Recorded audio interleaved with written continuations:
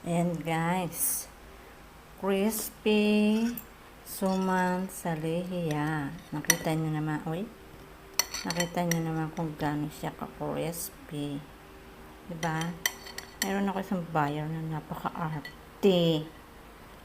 Di marunong dumiskarte sa kakainin. Paano ba siya mapasarap? Ayan, Pinoy tayo.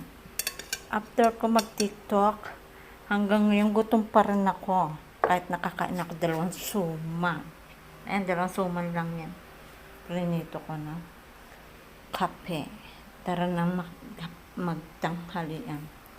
Pansit. Yummy, yummy, yummy. Yung ganito kakabisi. Ayan. Ayan, ayan. Yung ganyang kakabisi. Ayan, oh. Tapos, ayan, oh.